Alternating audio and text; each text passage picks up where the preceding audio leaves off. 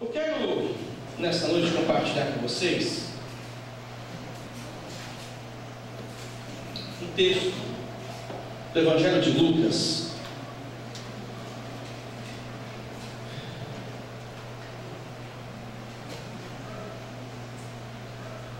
Evangelho de Lucas, capítulo 17.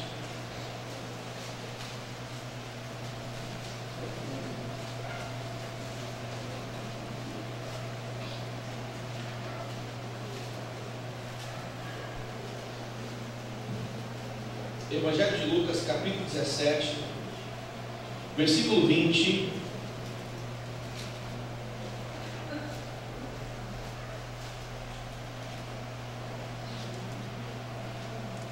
Evangelho de Lucas, capítulo 17, verso 20. Quem achou, diga amém. Amém. O texto sagrado diz assim: interrogado pelos fariseus sobre quando viria o reino de Deus, Jesus lhes respondeu: não vem o reino de Deus com visível aparência, nem dirão, ei-lo aqui, lá está, porque o reino de Deus está dentro de vós. Só esses dois versículos. Senhor Deus, sabemos que qualquer interpretação, Senhor, sendo ela humana, do seu texto sagrado, ela não produz, Senhor, vida, se essa interpretação não for regada pela Tua graça, pela revelação do Seu Espírito. E Pai, eu peço que nessa noite, mais uma vez, o Senhor encontre em nós um coração sedento, pronto, disposto a ouvir a Sua voz, Pai. Espírito Santo de Deus, em Tua força quero pregar nessa noite. E eu te peço, Pai,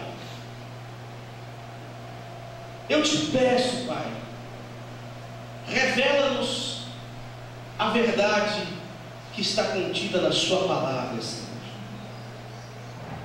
Inspira-nos por meio da Sua palavra, Pai. Inspira-nos, Senhor, nessa noite. Exorta-nos nessa noite. Nos consola nessa noite, Senhor. Que possamos sair daqui convictos daquilo que a Sua palavra quer nos dizer, Pai. É no nome de Jesus que eu oro, para a Tua glória. Amém. Meus irmãos, minhas irmãs, eu quero pegar nessa noite, baseado nesse texto de Lucas, um texto interessante,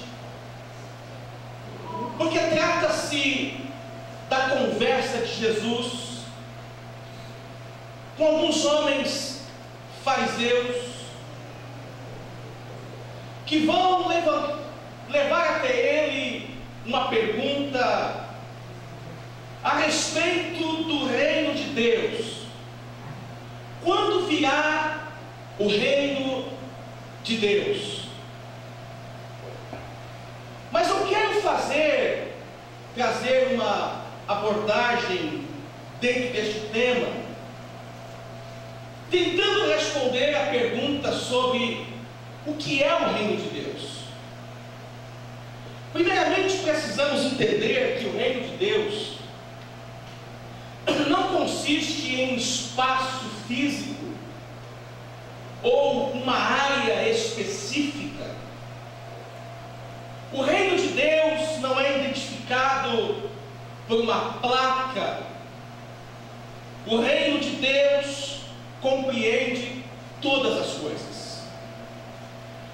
Paulo, com muita inteligência, inspirado por Deus, ele vai definir o reino de Deus lá no livro de Romanos, no capítulo 14, versículo 17, dizendo que o reino de Deus não é comida nem bebida, mas justiça, paz e alegria no Espírito Santo.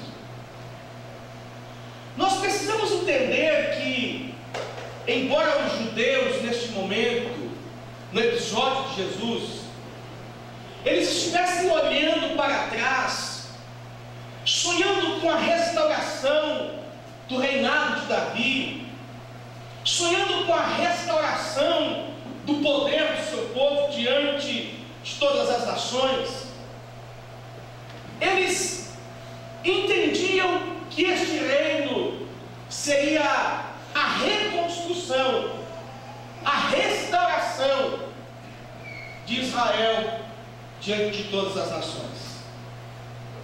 Só que o fato é que neste momento Jesus aparece aos homens, revelando então a glória do Deus eterno, a glória do Deus eterno, apresentando uma mensagem que era diferente daquilo que ao longo dos anos vinham pregando, anunciando e mostrando para os homens que agora a vida deve ser encarada de uma outra maneira. E logo nos primeiros capítulos do Evangelho de Mateus, um homem chamado João Batista vai levantar a sua voz e anunciar as seguintes palavras no deserto da Judéia, dizendo: arrependei-vos, porque está próximo o reino de Deus. De repente, João Batista olha para uma região e vê de lá vindo um homem, e ele levanta de novo a sua voz, fazendo a seguinte afirmação: eis o Cordeiro de Deus, que veio retirar o pecado do mundo. Ele está olhando para Jesus. Jesus será batizado. E aqui então inicia o ministério de Jesus. E em todas as conversas que Jesus vai ter com os homens, ele diz: olha, o reino de Deus é chegado a vós, o reino de Deus é chegado a vós, o reino de Deus está diante de vós. É como se João Batista, Jesus, neste anúncio, ele estivesse reforçando as palavras antigas do profeta Isaías, que dizia: olha, virá alguém, um menino vai nascer, e este menino vai ter poder, o governo estará sobre os seus ombros, ele será então chamado Maravilhoso, Conselheiro, Deus Forte, Pai da Eternidade, Príncipe da Paz. Parece que quando João Batista, o próprio Cristo, estão falando de reino de Deus que está agora na presença dos homens, ele está dizendo: uma porta se abriu para este reino, um caminho se abriu para este reino, a razão desse reino agora está entre vocês, a expressão máxima deste reino agora pode ser provada por vocês, a glória deste reino pode ser experimentada por todos vocês. O que é esse reino? Esse é um reino de justiça, esse é um reino de paz, esse é um reino de alegria. Só que nessa conversa então que Jesus está fazendo com estes fariseus, ele está sendo interrogado baseado na pergunta: quando virá? Quando virá este reino? E aí Jesus vai lhes responder dizendo: olha, este reino não aparecerá a vocês aqui ou ali. Esse reino não vem com aparência. E na continuação desta conversa, que Jesus está afirmando que o reino de Deus é chegado, ele vai responder agora para esses fariseus. Note bem o versículo 21 comigo, por favor. Nem dirão, ei-lo aqui, ou lá está ele. Aí Jesus afirma para estes fariseus: porque o reino de Deus está dentro de vós. Porque o reino de Deus está dentro de vós. Meus irmãos, eu vejo Jesus então neste diálogo mostrando de uma forma diferente, expressando-se de uma forma diferente, dizendo agora que o reino não está mais aqui, ali, entre vós. Agora Jesus está dizendo: o reino de Deus está dentro de vós. Como é que Jesus afirma que o reino de Deus está dentro de vós? E principalmente essa afirmação que ele está fazendo é para um grupo de homens que não acreditavam nele e nem acreditavam a ele verdade alguma. Como é que Jesus vai olhar para estes homens fariseus, religiosos, e vai dizer: olha, o reino de Deus está dentro de vocês? Como é que Jesus vai olhar para estes homens sem interesse pela verdade, sem interesse no Messias que estava se apresentando diante deles? Como é que Jesus vai olhar para essas pessoas e vai dizer para eles: o reino de Deus está dentro de vocês? Está dentro de vocês. O reino de Deus está dentro de vós. Talvez você se pergunte: como assim? Como este reino pode habitar, conviver dentro de pessoas que não têm o menor respeito, ou a menor devoção, ou a menor reverência? O que é que Jesus está querendo dizer para estes fariseus? O reino de Deus está dentro de nós. Falar isso para pessoas piedosas tem nexo. Falar isto do Vladimir, uma pessoa piedosa, tem nexo. Falar isso para os fariseus, que falavam de piedade, mas nada faziam de piedoso, não tem nexo. O reino de Deus é muito santo para estar dentro de homens pecadores, cruéis e maus. O que Jesus está querendo dizer aqui para estes homens? O que Jesus está querendo expressar para nós, para a sua igreja? Qual é a revelação que está neste texto, dentro desse texto? Quando eu vejo Jesus dizendo: o reino de Deus está dentro de vós, eu vejo Jesus dizendo o seguinte: o reino de Deus está dentro do alcance de cada um de vocês. O reino de Deus está dentro do alcance de cada um de vocês. Jesus está olhando para esses fariseus e está dizendo: olha, a lei separava, a lei dividia, a lei colocava um peso que era impossível vocês chegarem até a presença de Deus. Mas agora eu estou dizendo a vocês que o reino de Deus está dentro de vocês. Em outras palavras, o reino de Deus está ao alcance de vocês, fariseus. O reino de Deus está ao seu alcance. Você não precisa ir para longe. Você não precisa mais fazer grandes esforços. O reino de Deus está ao alcance de cada indivíduo, de cada homem, de cada mulher. Irmãos, isso é maravilhoso. Jesus está dizendo aqui para esses homens? Jesus está confrontando os princípios dos fariseus e a forma que eles viviam até aquele presente momento não os aproximavam de Deus. Era uma forma cerimonial, era uma forma cheia de religiosismo. E agora ele está dizendo: ô gente, vocês estão perguntando quando é que virá o reino. Eu estou dizendo que o reino está dentro de vocês. O reino está dentro do alcance de cada um de vocês. O reino de Deus está ao alcance de todos os homens. Isso me faz pensar que nós, como igreja de Jesus, também temos esse privilégio de recebermos esta afirmação do próprio Cristo.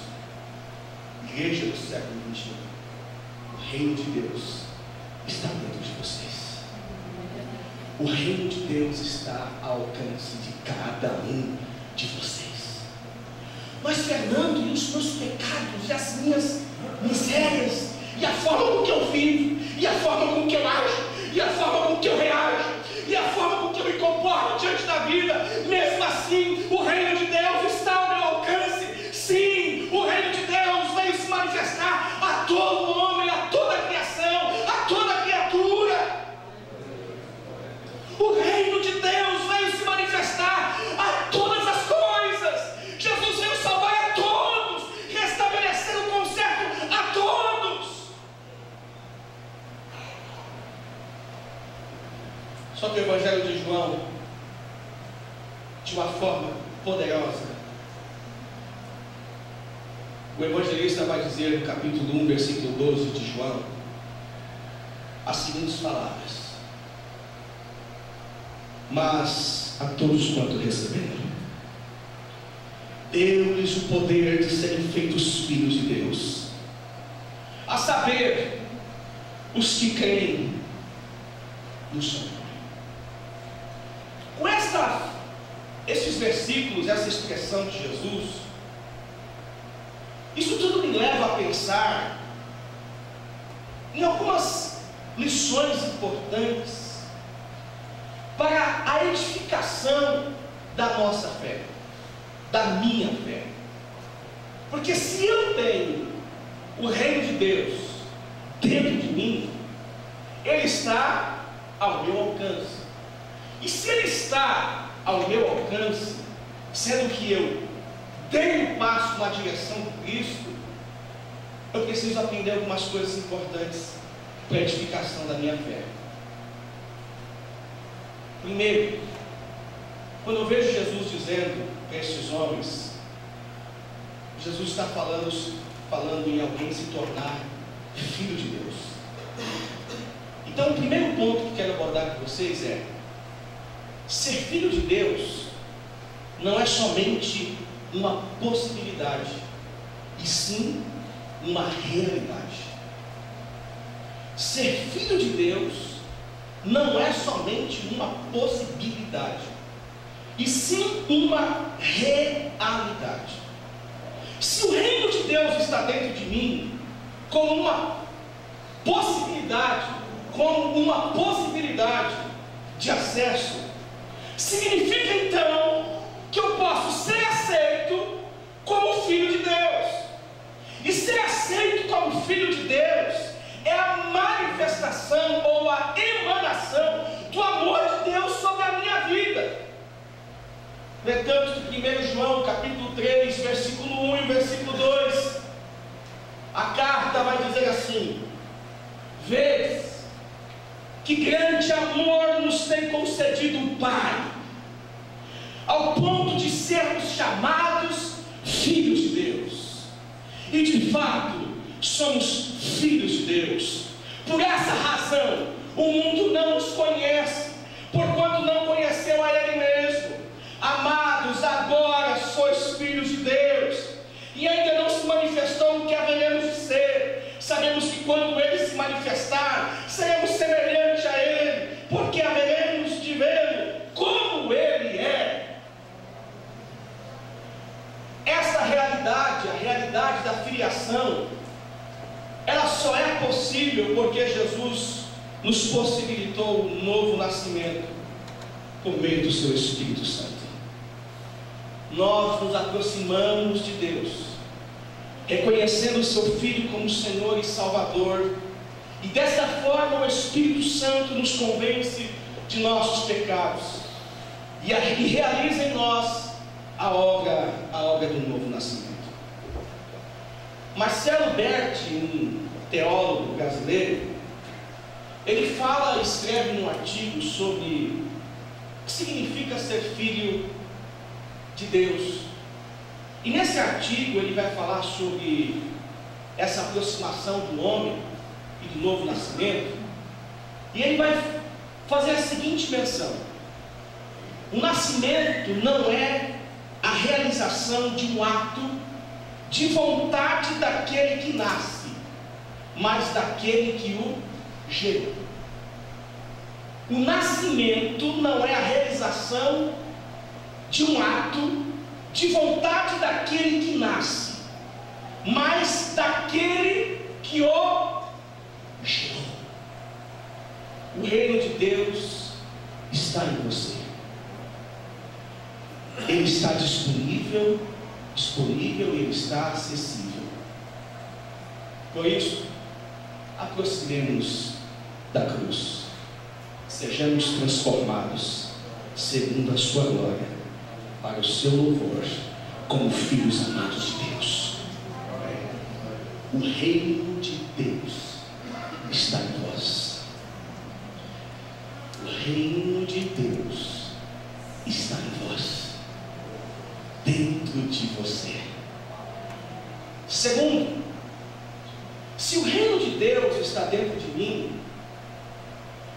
e isso faz com que eu entenda que Ele está perto ao ponto de eu ter acesso a Ele, e aí dando um passo eu me torno filho de Deus, aceitando Cristo, a obra da cruz. O Espírito Santo me convence do pecado, me convence das minhas fraquezas, das minhas mazelas, e aí eu inicio o processo do novo nascimento, e aí eu começo o processo da regeneração. Se o reino de Deus está dentro de mim, em segundo lugar, eu preciso aprender que todas as experiências do reino de Deus são possíveis. Todas as experiências que estão contidas no reino de Deus são possíveis. Tudo que está à disposição no reino de Deus é possível. Você pode, porque você pode, porque o reino de Deus está dentro de você. É possível, é possível. Quando penso então que esse reino de Deus está em mim, eu também preciso pensar que essas experiências desse reino, todas elas são possíveis. E que tipo de experiências são essas? São as experiências que confrontam a minha vida, são as experiências que transformam a minha vida e que produzem edificação e quebrantamento no meu coração, ao ponto de eu me tornar uma nova pessoa, ao ponto de eu me tornar objeto da graça de Deus, do alto do amor de Deus, da misericórdia de Deus, e onde quer que eu vá, onde quer que eu esteja, eu manifesto aquilo que eu recebi de Deus lá na cruz do Calvário, que esta transformação é esta vida que sai de mim e atinge outros. São experiências confrontadoras, experiências do tipo que, por exemplo, que aconteceu com Isaías. O reino de Deus está dentro de mim. Eu posso ter experiências do reino.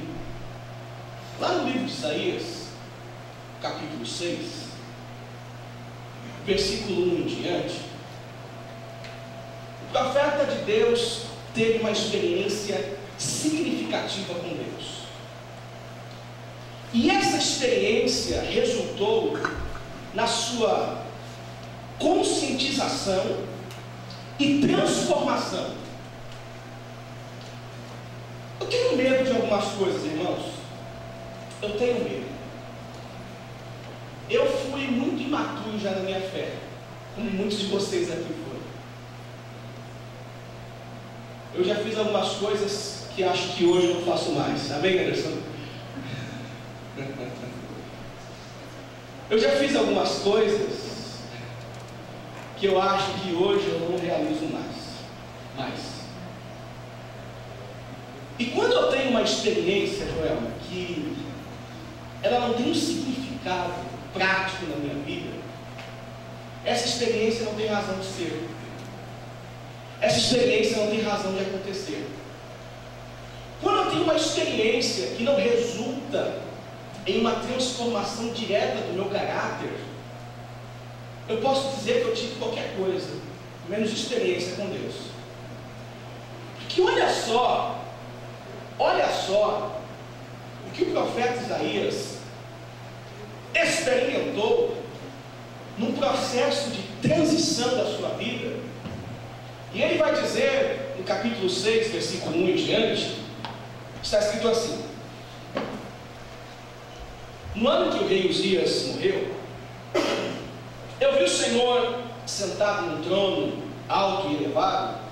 Estou lendo outra tradução, da tradução NTLH. E o seu manto se estendia pelo templo inteiro, e em volta dele estavam serafins. Cada um deles tinha 6 asas, com 2 eles cobriam o rosto, com 2 cobriam o corpo, e com as outras 2 voavam. E eles diziam em voz alta uns para os outros: Santo, Santo, Santo é o Senhor Todo-Poderoso, e a sua presença gloriosa enche o mundo inteiro. O barulho das vozes dos serafins fez tremer os alicerces do templo, que foi ficando cheio de fumaça. Então eu disse: ai de mim, estou perdido, pois os meus lábios são impuros, e moro no meio de um povo que também tem lábios impuros, e com os meus próprios olhos eu vi o Rei, o Senhor Todo-Poderoso. Perceba que esta experiência atormenta a realidade de Isaías. Essa experiência revela quem ele era, onde ele estava, o que o povo fazia, aqueles que estavam ao seu redor, e isso gera constrangimento no seu coração. Ele não consegue fazer separação do seu ambiente, da sua vida, com a sua experiência naquele momento. O curioso é que nós fazemos às vezes. O curioso é que a gente faz separação. Eu venho num bom culto, eu ouço uma pregação, participo de um bom período musical, sinto algumas coisas interessantes, e eu separo essa minha vida religiosa da minha vida diária, da minha vida prática. Eu faço essa separação. Eu consigo viver uma vida a dois. Parece que eu me divido ao meio. Metade Fernando é bem convertido, a outra metade do Fernando é bem safada. A metade do Fernando, ela é bem evangélica, a outra metade é bem endemoniada. Uma metade do Fernando, e um pouco mais, é bem cheia. A outra metade continua cheia. Ainda assim é cheio da profanação do mundo, é cheia de inveja, é cheia de calúnia, é cheia de prostituição, é cheia do pecado. À medida que Isaías vai tendo a revelação do reino, a revelação de Deus e das coisas que estavam acontecendo naquela visão, à medida que Isaías vai entendendo a visão que ele está tendo, aquela visão vai produzindo mudanças no seu interior.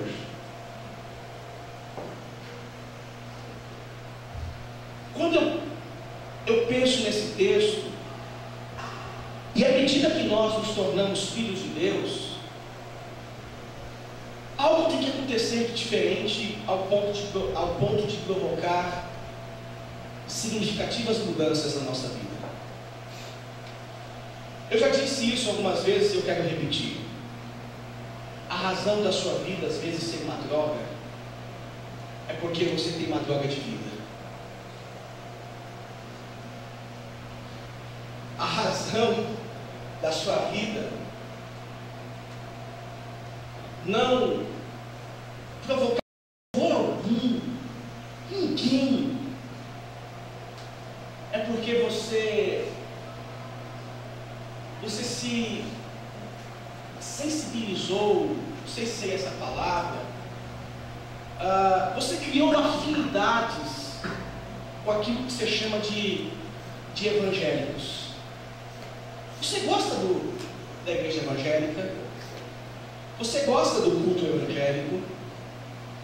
Que nem alguns dias atrás, postaram assim no Face: uau, eu adoro quando esse pastor faz o culto. Eu sinto tanta alegria quando ele faz o culto, falando de mim. E eu pensei nessa referência, Denilson, porque, gente, eu, o Wagner, o Denilson, o Samuel, qualquer outro irmão, Antônio Carlos, qualquer outro oficial presbítero daquela igreja, nós não temos uma varinha mágica que alegra culto de ninguém, não. Se você sente alegria no culto, é porque você está sentindo a presença do Espírito Santo. Se você está sentindo a presença do Espírito Santo, deixa eu te perguntar, em que essa presença tem mudado a sua vida? Porque se o reino de Deus está dentro de você, e ele está acessível, a pergunta é se você já o encontrou e já foi na direção do Cristo, e teve a sua vida transformada por Ele, teve a sua vida alterada por Ele. Ah, pastor, ela está alterada, mas quando chega essa época do carnaval, a pressão sobe ou cai, você sabe como que é, né? Você sabe como que é. Chega esse período do carnaval, a pressão sobe, dá aquela coisa toda, aquele formigão nas minhas pernas, e aí eu coloco a máscara e vou que vou, para sair. Ou para ele, né? Estamos aqui, você pode, Sabe, irmãos, à medida que nós entendemos que nos tornamos filhos de Deus, existe uma chama em nossos corações, e essa chama nos leva ao seguinte desejo: eu preciso me encher do Espírito, eu tenho agora acesso ao reino de Deus, e eu quero ter experiência com este reino, eu preciso me encher dele. Ele está acessível. Quando eu penso que eu me tornei filho de Deus, e que eu posso ter experiências com este reino, porque todas elas são possíveis, logo eu penso em alguns homens que fizeram tanto pela história do cristianismo, homens que seus nomes foram registrados, não porque eles buscaram coroa, fama, mas porque ardia nos seus corações esta chama, e levava eles a viver uma vida com sentido, e levavam eles a viver uma vida de coragem, ao ponto deles negarem a si mesmos por conta do Evangelho. Homens como, por exemplo, Jerônimo Savonarola, conhecido como pregador com voz de trovão, Homens como John Bunyan, homens como George Whitefield, que mais de 100 mil pessoas seguiram este homem com a pregação do Evangelho. Homens como David Bryan, que foi conhecido como o arauto dos peles vermelhas. Homens como, por exemplo, Adoniran Júnior, pregador do século XVII, que se propõe a anunciar o Evangelho na Birmândia, e seu sonho como missionário é fazer com que em algum momento da sua vida, ao final da sua vida, ele pudesse ter batizado no mínimo 100 pessoas com a pregação do Evangelho. A sua biografia narra que no final da sua vida ele tinha fundado mais de 63 igrejas e batizado mais de 7 mil pessoas. Homens que entenderam que dentro de si eles tinham o reino de Deus. Homens que entenderam que dentro de si eles tinham acesso ao reino de Deus, como Charles Finney, Hudson Taylor, Charles Spurgeon, Moody. Homens que tinham uma chama dentro de seus corações. Eles eram filhos de Deus, mas eles queriam as experiências que eram possíveis no reino de Deus. Eles queriam as experiências que eram possíveis no reino de Deus.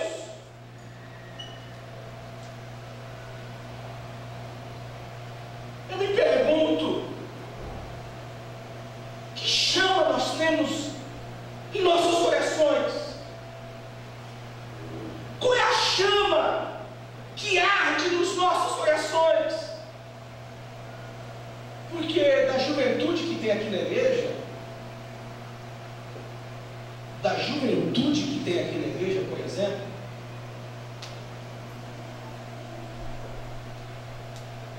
são poucos os que querem fazer uma diferença ao ponto de serem como esses homens aqui.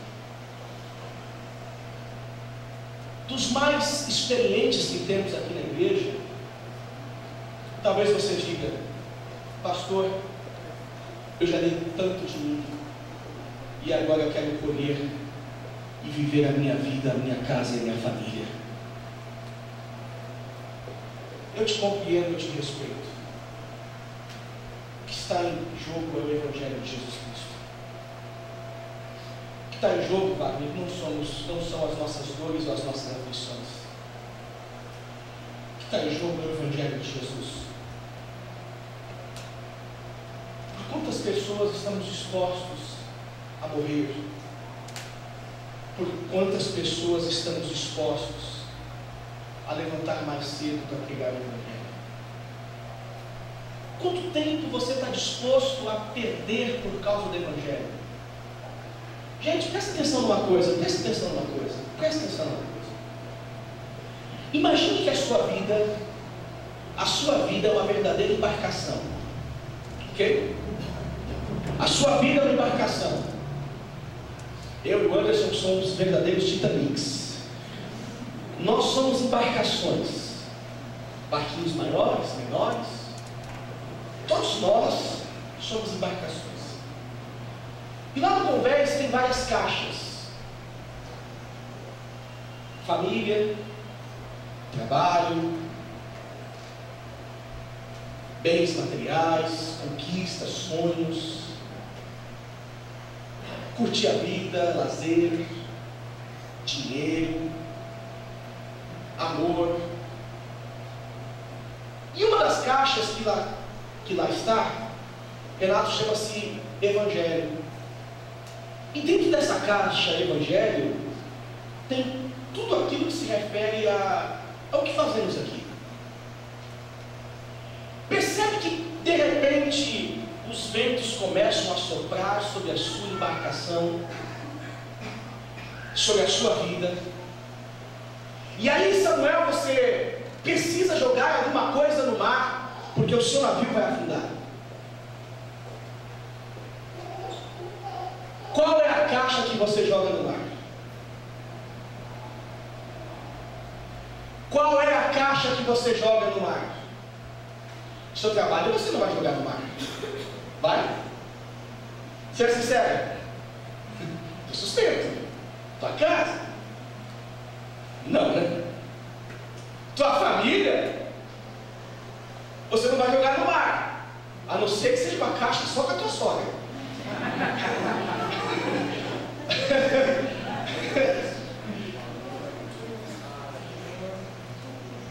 A tua família você não vai jogar no mar.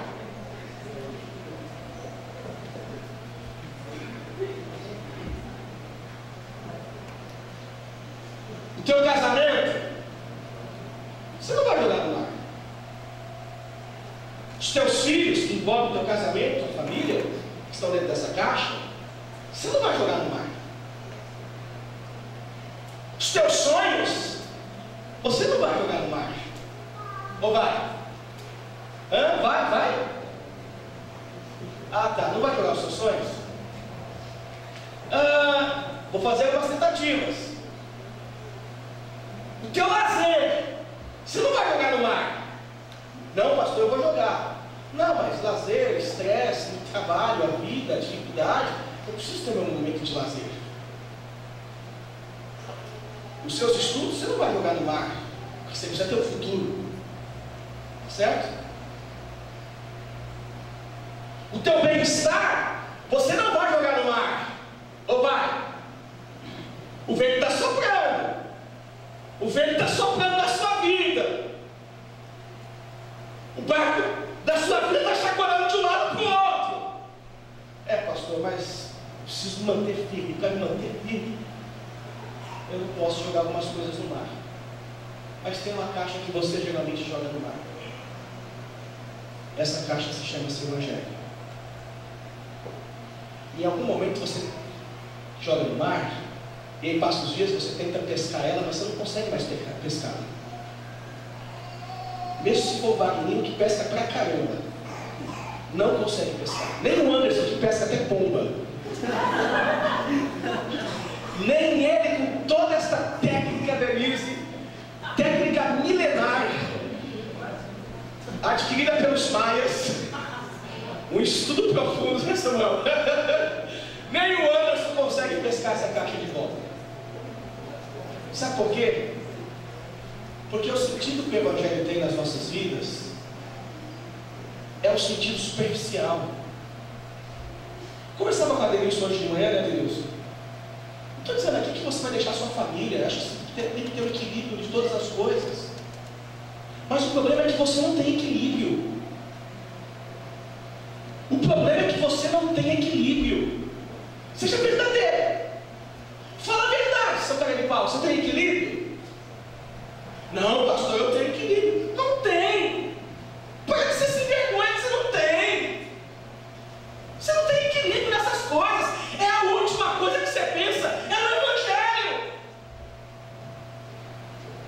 Mas mesmo para você, o reino de Deus está dentro de você. Ele está acessível. Mas é a caixa que você joga fora. A caixa de comprometimento. Sabe onde a gente quer tanto a ajuda de Deus, mas a gente entende muito pouco o que Deus pode fazer na vida do outro? Nós somos verdadeiros idólatras. Rose e Lucas, vocês estão começando no Evangelho há alguns meses, um ano, meses. Deixa eu te pedir isso, Lucas, em nome de Jesus. Não jogue no mar, não jogue no mar a caixa do Evangelho. Você está chegando agora na igreja, sonhe em pregar o Evangelho, sonhe de falar de Jesus para as pessoas. Sonhe em pregar Jesus para as pessoas. E você que está há muito tempo no Evangelho, pelo amor de Deus, acorda. Acorda. Porque você, como filho de Deus, você pode ter todas as experiências que envolvem o reino de Deus. joga mais a caixa do Evangelho fora. E aqui eu encerro, te levando a refletir que o reino de Deus está dentro de você. É possível você encontrá-lo, porque Ele quer se revelar a você. Achegai-vos a Deus, e Ele se achegará a vós. Achegai-vos a Deus, e Ele se achegará a vós. Olha-nos nesse momento.